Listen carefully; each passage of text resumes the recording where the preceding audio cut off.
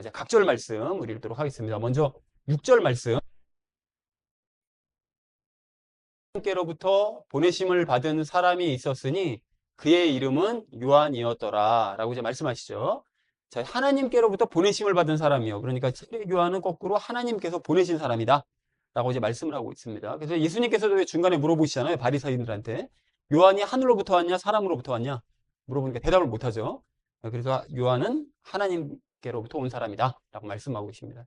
그래서 하나님께서 보내신 사람이 있었으니 그의 이름은 요한이었다 라는 말로 이제 6절 말씀을 정리할 수 있겠습니다. 자, 이어진 7절 말씀 함께 읽도록 하겠습니다. 바로 그가 빛에 관하여 증거하기 위해 한 증인으로 왔으니 그를 통하여 모든 사람들이 믿게 하려 함이라 라고 말씀하시죠. 그가 빛에 관하여 증거하기 위해 증인으로 왔대요. 그러니까 세례 요한은 빛에 관하여 증거하기 위해서 이 땅에 왔다는 것이죠. 자, 그런데 빛이 누구라고 그랬죠? 빛이 누구였습니까? 빛은 예수님 안에 계신 성령님이 빛이다 라고 얘기를 했었었죠. 성령님이 그 성막 안에 계신 그 등잔불로서 이 빛이라고 그러셨잖아요. 그래서 예수님 안에 계신 이제 성령님을 얘기하는데 이 피상적으로 겉으로 보기에는 빛을 비추시면 그걸 누가 비추는 것처럼 보이는 거죠? 예수님이 비추는 것처럼 보이잖아요. 그러니까 피상적으로 보면 빛을 드러내는 분은 예수님이시기 때문에 예수님을 뜻한다고도 볼 수 있습니다. 그래서 이후로 이제 얘기하는 것이 예수님을 빛을 곧 예수님이라고 이제 얘기를 하면서 얘기를 전개해 나가고 있습니다. 자, 그러니까 요한은 예수님께서 당신 안에 계신 그 성령님이에요. 예수님 안에 계신 성령님을 사람들에게 주셔서 영생을 주시는 분이다라는 걸 요한이 알리는 거예요. 그러니까 우리가 지난주에 나눴던 이야기요. 그러니까 빛에 대한 이야기를 전합니다. 그리고 성령님의 빛을 늘 사람들에게 비춰주신다. 사람들 각 인생 가운데 비춰주신다.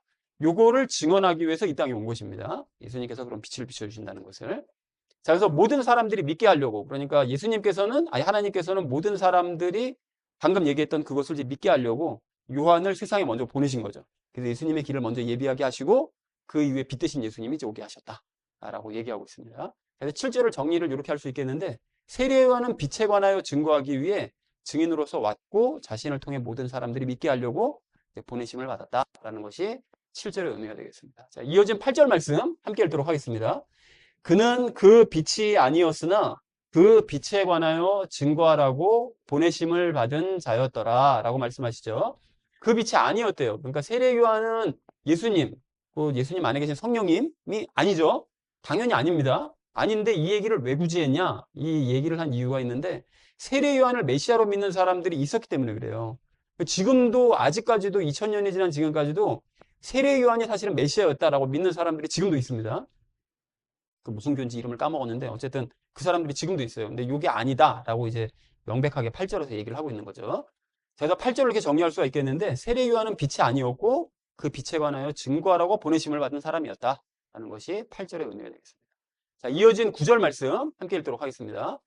그 빛은 참된 빛이었으니 그것은 세상으로 들어오는 모든 사람에게 저마다 빛을 주느니라 라고 말씀하시죠. 자, 참된 빛이래요. 그러니까 빛 중에 빛이라는 거죠. 그러니까 빛의 근원이라는 거예요. 하나님께서 빛이 있으라 하셔서 빛이 있었잖아요. 그러니까 빛이 있으라 말씀하시고 예수님께서 빛을 만드셔서 빛이 생긴 겁니다. 그런데 그 빛이 하나님께로부터 나온 거잖아요. 그러니까 결국 이제 빛의 근원 되신 분이라는 거죠.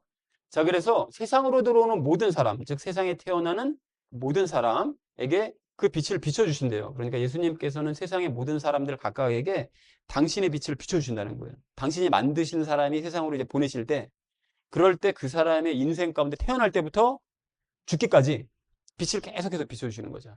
그래서 하나님의 존재를 알게 하시고 그 이후로 거듭난 이후에는 삶을 바르게 살아갈 수 있도록 빛을 비춰주시는 그런 일을 계속 해주시는 분이시다 라고 얘기하고 있습니다. 그래서 구절을 이렇게 정리할 수가 있겠는데 예수님께서 비추시는 빛은 빛의 근원이었으니 세상에 태어나는 모든 사람들 각각에게 그 빛을 비춰주신다 라고 얘기했다는 것이 이제 9절 말씀 되겠습니다.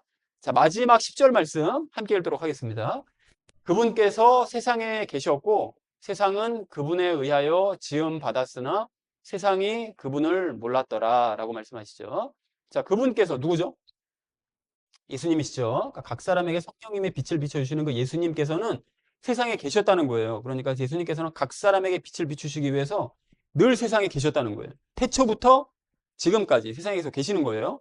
계셨고 지금도 계십니다. 근데 지금은 안 보이시죠? 왜 안 보이시죠? 예수님이 우리 안에 계시니까 외형은 안 보이세요. 이제 더 이상. 구약시대 때는 외형을 보이셨죠. 그래야 믿으니까. 근데 지금 우리 안에 들어오셨기 때문에 겉모습은 안 보이십니다. 하지만 세상에 여전히 우리 안에서 존재하고 계시는 거죠. 자, 그래서 세상은 그분에 의해 지음을 받았대요. 그러니까 세상 모든 만물은 예수님께 지음 받았다고 3절에서 지난 3절에서 말씀하셨잖아요. 그렇게 이제 지음을 받았는데 세상이 그분을 모르는 거죠. 지음 받은 이 세상 사람들은 예수님을 알아보지 못하는 거예요. 정작 만드신 예수님을. 부모가 자식을 낳았는데 자식이 부모를 알아보지 못해요. 그럼 이거 막 뭐 무슨 자식이라고 막 얘기하잖아요. 그런 것처럼 모르는 거예요. 예수님께서 만드셨는데 예수님 알아보지 못하는 안타까운 이런 현실이 벌어지게 되었다라는 것이 10절의 의미가 되겠습니다. 근데 10절을 이렇게 정리할 수가 있겠는데 예수님께서는 세상에 계셨고 세상은 예수님에 의해 지음을 받았는데 정작 세상은 예수님을 알아보지 못했다라고 얘기했다는 것이 10절의 의미가 되겠습니다. 자, 그래서 오늘 본문 말씀을 이렇게 좀 정리를 해볼 수가 있겠는데요. 하나님께서 보내신 사람이 있었으니 그의 이름은 요한이었다. 그리고 세례 요한은 빛에 관하여 증거하기 위해 증인으로서 왔고 자신을 통해 모든 사람들이 믿게 하려고 하나님께 이제 보내심을 받은 사람이었다. 자, 그래서 세례 요한은 근데 빛이 아니고 그 빛에 관해서 증거하라고 이제 보내심을 받은 사람이었다라고 이제 세례 요한에 대해서 얘기하고요. 그리고 예수님께서 비추시는 그 빛은 빛의 근원이었는데 그 세상에 태어나는 모든 사람들 각각에게 그 빛을 비춰주신다. 그래서 예수님께서는 세상에 계셨고 세상은 예수님에 의해 지음을 받았지만 세상은 정작 예수님을 알아보지 못했다라는 것이 오늘 본문 전체의 내용이 되겠습니다. 자, 그래서 오늘 본문 말씀을 여러분 좀